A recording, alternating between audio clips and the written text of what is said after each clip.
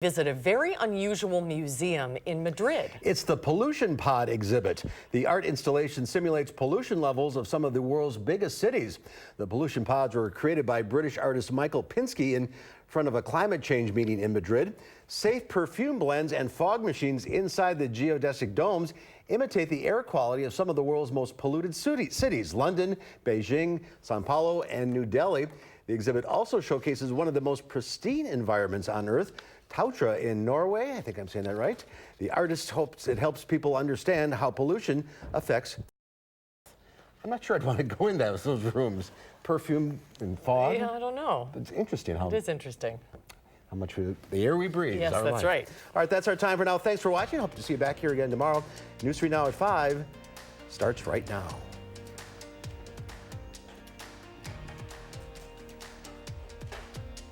Right now at 5, 2 Madison teens are arrested after one is accused of firing a BB gun at a female student. What she is saying about the incident.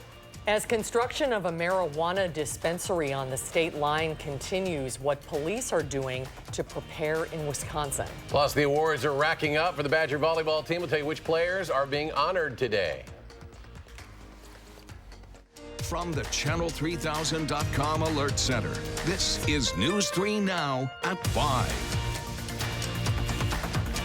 Thanks for staying with News 3 Now. Two 13-year-old boys are in the Juvenile Reception Center tonight facing charges after a BB gun was found inside Jefferson Middle School this morning. One of the boys is accused of shooting that BB gun and hitting a 14-year-old female student yesterday.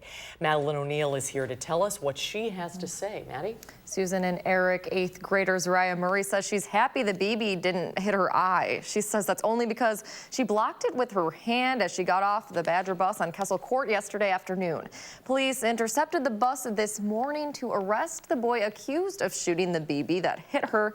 He's facing second-degree reckless endangering safety and resisting. Then police arrested another 13-year-old boy for taking that BB gun into the middle school this morning for possessing a weapon on school grounds. I just hope they get what they deserve and they could the school could learn a lesson from this and hopefully have a better system. This morning on the bus, Zariah says she got in a fight with a boy accused of shooting her with the BB before he was arrested. Her dad says that got her suspended. The Madison Metropolitan School District wouldn't do an interview today, but did email us saying there is no threat to students or staff currently, and quote, the instructional day is taking place as normal. Jefferson's principal also sent a letter to families this afternoon with information on the incident. Police say they're still investigating and additional charges may be coming. All right, Maddie, thank you. And the Wisconsin Department of Justice Criminal Investigation Division has announced it'll be investigating the officer-involved shooting happened in Oshkosh West yesterday. A 16-year-old student is accused of stabbing a school resource officer. That officer then shot the student. Both the student and officer have non-life-threatening injuries. All schools in the Oshkosh district were closed today. Counselors, social workers, and psychologists will be providing mental health support to both students and staff. 4 Madison teenagers are in the hospital after a high-speed crash involving a car and a light pole on East Washington Avenue. Madison police say the owner left the car unlocked and had it running in his driveway on Hammersley Road. Witnesses say they saw the car driving recklessly on the Beltline at speeds of 90 miles per hour. An MPD officer saw the car right before the crash and tried to pull it over, but did not start a pursuit. The driver was a 15-year-old boy who has been arrested in the past for armed robbery, burglary, and stealing cars. The passengers included 2 13-year-old girls and a 16-year-old girl. All 4 in the vehicle suffered non-life-threatening injuries. The owner of 2 malnourished dogs found abandoned at a Walmart in Delavan has been cited. Police say a Facebook tip led them to the dog's owner, Jeffrey Freund of Elkhorn, who admitted to leaving the dogs in the parking lot. He's been cited and also faces several charges, including mistreatment of animals. The dogs are being treated for pancreatitis, low blood sugar, and liver issues, and are working on gaining weight. An online fundraiser has been started to support the care of the 2 dogs and we have a link at channel3000.com. A mild Wednesday across South Central Wisconsin could be changing this weekend. Our Your First Alert forecast with Gary Canalti. Gary? Well, the temperatures won't change. In fact, we'll still be mild this weekend. Just see a brief drop in temperatures for Friday. It's after the weekend that we have to look forward to a big change in the overall weather pattern.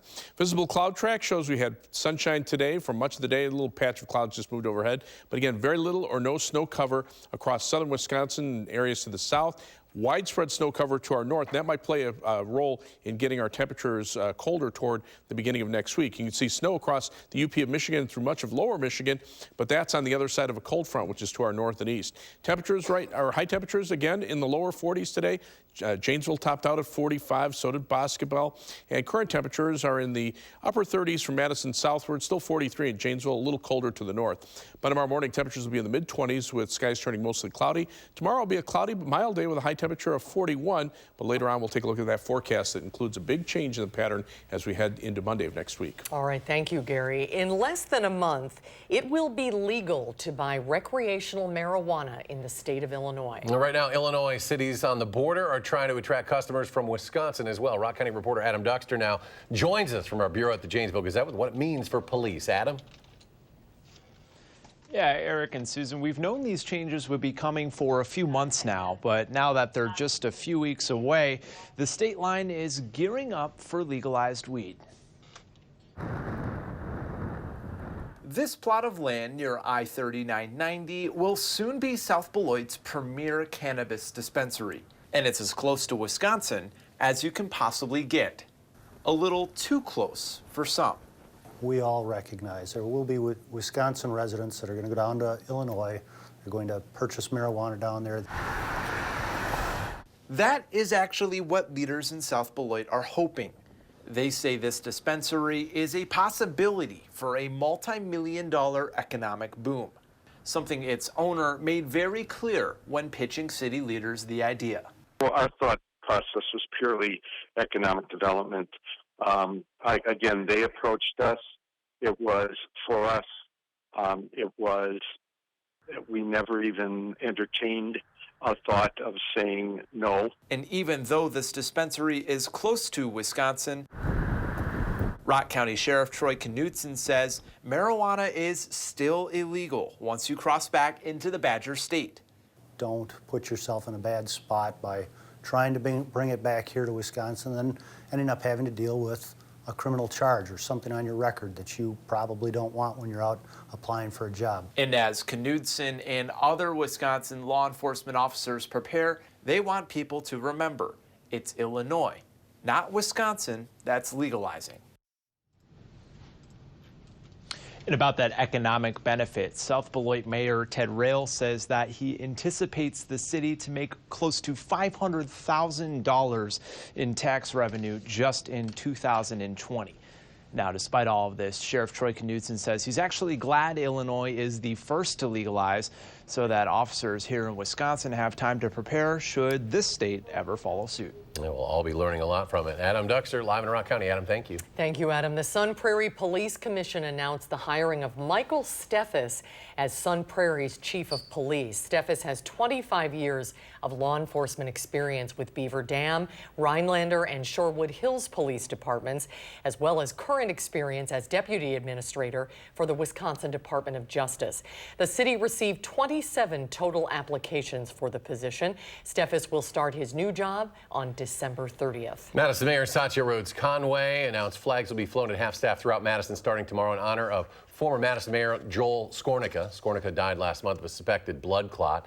Memorial services will be held at Olbrich Gardens at 5 p.m. on Thursday. A visitation will also be held from 2:30 until 5 p.m. After more than a year of construction, one of Janesville's busiest bridges is back open to traffic. The Milwaukee Street Bridge has been closed for more than a year with high water and bad weather delaying construction. DOT officials say they will complete the bridge's walkways following the winter season. Restaurants in Beloit are serving up specialty drinks to raise money. This month, Beloit's Geronimo Hospitality Group is partnering with Tito's Handmade Vodka to offer 3 drinks: mistletoe mimosa, winter mule, and a hazelnut espresso martini. For every signature drink purchased this month, $2 will go back to the Rock County Cancer Coalition. Tito's will then match $3,500 for all of the drinks that are sold. It's good for us, good to be a part of our community. You know, it's a local charity, making sure we're giving back to those people that are around us, that come in here and spend their money here and like to support our community.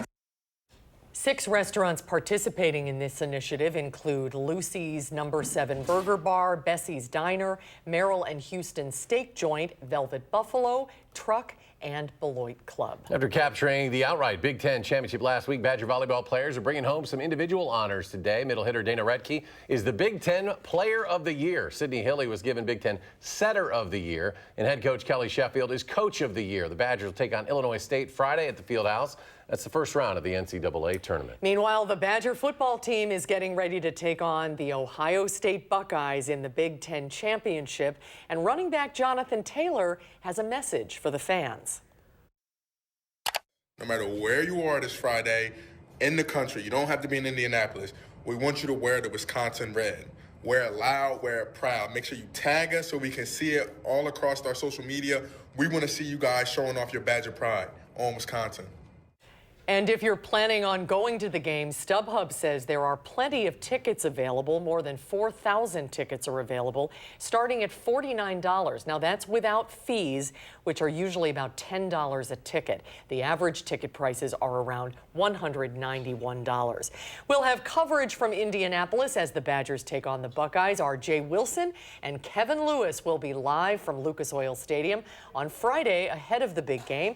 The game starts 7 o'clock and will air on Fox. One Packer note, former offensive guard Josh Sitton has announced he will retire in the green and gold. He played 8 seasons with Green Bay. While he was with the Packers, Sitton was named All-Pro once, 4 times at the Pro Bowl, also selected second-team All-Pro by the AP 3 different times. He helped the Packers win Super Bowl 45 along with those 4 division titles. Sitton also played a bit for the Bears and the Dolphins. Jonathan Taylor talking about red. You know the difference, cardinal red and scarlet red. That's right. Big difference. There's a big difference, yeah. It's going to be red, though, in that stadium on Saturday. All right, more to come on News 3 Now at 5. Up next, the House Judiciary Committee debating impeachment. We'll have testimony from constitutional experts. And coming up tonight at 6, the State Crime Lab is seeing a rise in meth samples from Madison. We'll hear from a local treatment center about the increase in the cases they're handling. After a rough start to the week, things bounce back on Wall Street with the Dow adding 147 points, the NASDAQ up 46. The S&P 500 adds about 20. We'll be right back.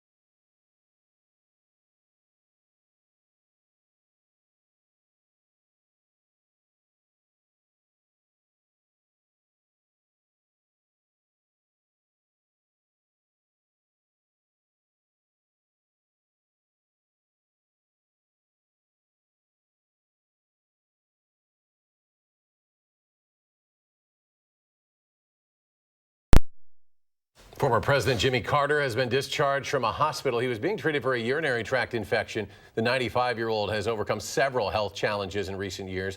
Last month, he was released from Emory University Hospital in Atlanta after recovering from surgery to relieve pressure on his brain that was caused by bleeding after a fall. The House Judiciary Committee heard from 4 legal experts weighing the constitutionality of impeaching President Trump, stemming from his July 25th phone call with Ukraine's leader.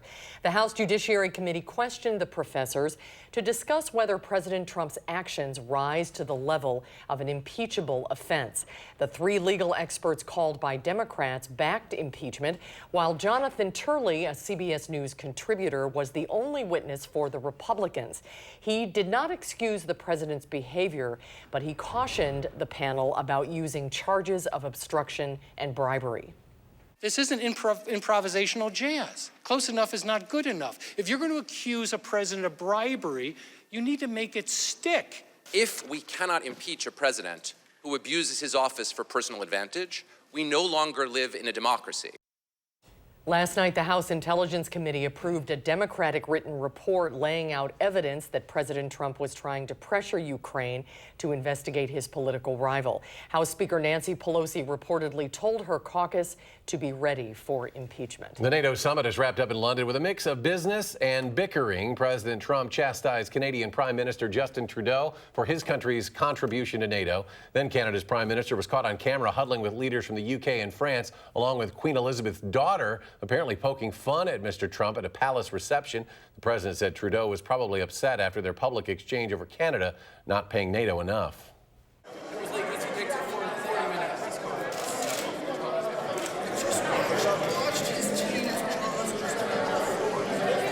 Called him out on that, and I'm sure he wasn't happy about it, but that's the way it is. Look, I'm representing. The president would call off his final press conference at the summit. Trudeau said when he talked about the president's team's jaws dropping to the floor, he was making reference to the news that the next G7 summit will be held at Camp David. We have a changing of the guard here at News 3 Now to tell you about. Political reporter Jessica Arp is stepping down from her role to pursue career opportunities outside of journalism. She's been on leave since the birth of her second child in September, and she is leaving the station after 15 years. She describes the move as bittersweet, but knows it's the right thing for her career and her growing family. Meanwhile, News 3 Now's Amy Reed will step into the political reporter role. She will lead our coverage of the 2020 campaign and continue our reality check franchise. You can read more about Jessica's decision in her column on our website, channel3000.com. Best of luck to Jess. Maybe she gets to walk the baby out in the sunshine. Gary, we've at least been able to see the sun a few days. Yeah, that certainly is nice. Now, tomorrow we'll probably see more clouds, but still, as we look at 3 things you need to know, it'll be mild tomorrow with high temperatures expected to make the lower 40s. Then over the weekend, the mild weather will continue with high temperatures around 40 on Saturday and mid-40s on Sunday after just a brief cool down on Sunday. But we're still looking for light snow, windy conditions, and colder weather on Monday. And by the middle of next week, high temperatures might only be in the upper teens to around 20. So that will be a big change. In fact, the high temperature trend, you can see that brief dip in temperatures tomorrow or for Friday, and then back up into the 40s for the weekend. But a high of 34 early in the day on Monday and falling temperatures, and these high temperatures, upper teens to around 20, nighttime low temperatures in the single digits for the middle part of next week. And then as temperatures rebound toward the end of the week, there could also be some snow chances as well. As far as sunshine is concerned, we're getting close to the shortest day of the year as far as sunlight is concerned. That's December 21st. And just next week, we're going to be losing another 8 minutes of sunlight. So enjoy it while you can when you're outside. As we take a look at the live view from the Edgewater Skycam in downtown Madison. Of course, it's dark this time of night, but at least skies started to clear out just before sunset. High today 42, the low temperature 30, so another day with above normal temperatures. And right now we're sitting at 37 degrees with partly cloudy skies, winds out of the west-northwest at 5 miles per hour. The wind chill right now at 33 degrees. Temperatures have cooled off to around freezing in the northern part of the state, still in the upper 30s here. And look at the 40s hanging on not too far to our south. But as we check the temperature change over the last 24 hours, temperatures almost the same as they were yesterday at this time. So we're seeing mild temperatures, and we've had them yesterday. We'll probably see very similar temperatures for tomorrow as well. Upper level winds from the northwest, but the lower level winds near the ground are from the southwest. That indicates that the the warmer or the milder air is still coming in. There's actually a cold front right in here. North of that front, you're seeing some light snow over much of Michigan, but that's kind of bypassing us to the north and east, and the bulk of this cold air surge will head more toward New England. So we'll just get kind of a glancing blow. It'll increase the clouds later on tonight into tomorrow, but again, it shouldn't make too much of a difference in temperatures because you can see, while there's a bit of a drop in temperatures behind the cold front, to our south and west, still a lot of 30s and 40s showing up, and so we'll see those types of readings for tomorrow. Now, on future track, you can see the sky is starting to turn cloudy tonight and through much of the day tomorrow, but the next weather system will pass us by to the north. Then skies will clear out for Friday, but notice the winds shifting to a northerly direction. That will start to bring in colder weather as we head toward Friday, but it'll be just a brief cool down. Tonight, partly cloudy skies. This evening, it'll turn mostly cloudy overnight. Low temperature will drop off to about 26 degrees. For tomorrow, expect mostly cloudy skies, but it'll still be mild. High temperature at 41 because the winds will stay out of the west to southwest at 6 to 12 miles per hour. On future track, notice the skies starting to turn cloudy by morning with low temperatures in the mid-20s. Lots of clouds for tomorrow, but it might not be too thick of an overcast, and that will keep temperatures around 40 or a little bit above, and notice the winds out of the south. That'll help as well. For tomorrow night, skies will clear out. Temperatures drop into the mid-20s, but notice the wind shift to the northwest behind the cold front, and then on Friday, look for high temperatures in the lower 30s, even though we'll have mostly sunny skies. As we look at the 7 to 10 day forecast, we bounce right back up to 40 on Saturday and mid-40s on Sunday with a chance of a few rain showers, but those will change to flurries Sunday night, and then Monday, falling temperatures, high of 34 early, and then some light snow in the afternoon. Very cold for Tuesday and Wednesday, and then as we start to turn back into the mid to upper 20s by the end of next week, notice the snow chances come back from late Thursday into Friday and a few flurries continuing into Saturday. As we take a look at first alert traffic this evening, well, there's the belt line at Park Street, and you can see a very slow traffic in the eastbound direction. Westbound, not a whole lot better. Right now, we're seeing delays on the westbound belt line beginning near Park Street and going back to Stoughton Road. Eastbound on the belt line, we're seeing off and on delays from around Monona Drive back to around Verona Road, which is normal for this time of night.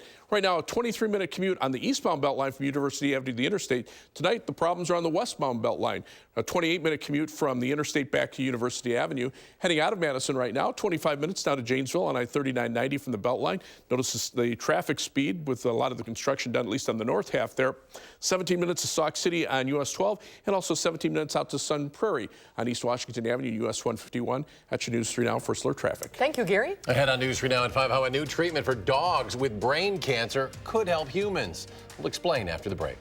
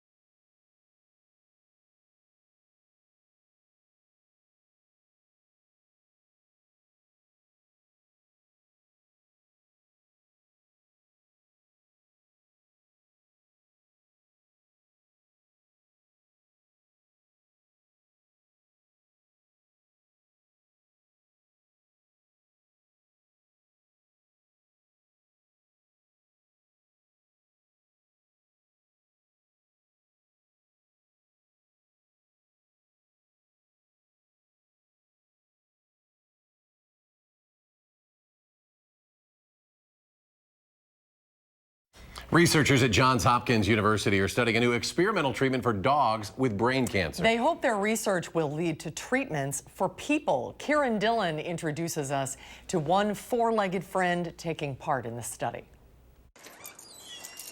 It's hard to believe 10-year-old Billy Correa was having trouble walking and experiencing seizures earlier this year. She can run and jump and do everything that she did prior to ever getting sick. Can you turn around? The Boston Terrier was diagnosed with glioma, a type of brain cancer. Like the brain cancer in people, it's not curable. Billy likely had weeks to live. It was unbelievably sad for us, but you tried to focus on the positives, the good times you've had with her. The Correa family was told Billy was a candidate for a clinical trial at Johns Hopkins. A team of veterinarians, radiologists, and physicists is studying a new experimental treatment for dogs with brain cancer. Doctors pinpoint the blood vessels that feed the tumor and inject microscopic radioactive glass beads through a catheter. They actually release their radiation directly into the tumor and without affecting the surrounding tissue. 5 dogs have been treated so far. This is Billy's tumor before treatment, 1 month later, and at 6 months. You can still tell that there was a tumor there, but it almost looks like it's just a scar at this point. Doctors already use this type of treatment for people with liver cancer. And while more study is needed, the team hopes this approach can treat human brain tumors in the next few years. Being able to introduce therapies that may help not only dogs but people is really amazing. Billy's owner Nick says that was a big draw for enrolling Billy in the research. He is a childhood cancer survivor. I was hoping that Billy could be part of that, where one day, more people live because of what Billy went through. He hopes Billy can be one of the keys that unlocks a cure for brain cancer. Kieran Dillon, CBS News.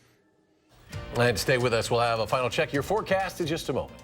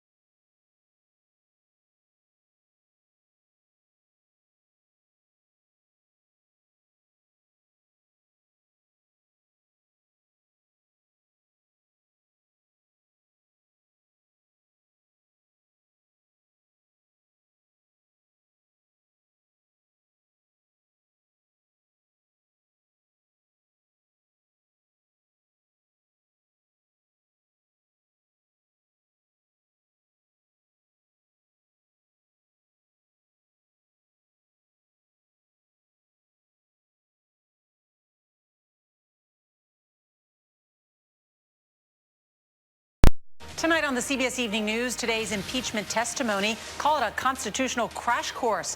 Why 3 legal experts say there's enough evidence to impeach the president. A health alert tonight for breast cancer survivors. Why some insurance companies are refusing to pay for follow-up mammograms. We'll have that story. And rallying around a hero, how one community in Alabama is stepping up for a beloved police officer that's in the fight for his life. Those stories and so much more tonight on the CBS Evening News. And another nice day coming to an end. We had the second day in a row. We had high temperatures in the lower 40s, 42 the high today in Madison. Temperatures right now are in the upper 30s here in Madison. A little colder to the north, lower 30s there, but look for highs lower 40s tomorrow, lower 30s for Friday, and then back into the 40s for the weekend before it turns a lot colder for next week. All right, Gary, thanks. Stay tuned for the CBS Evening News, and we'll be back in 30 minutes for News 3 Now at 6.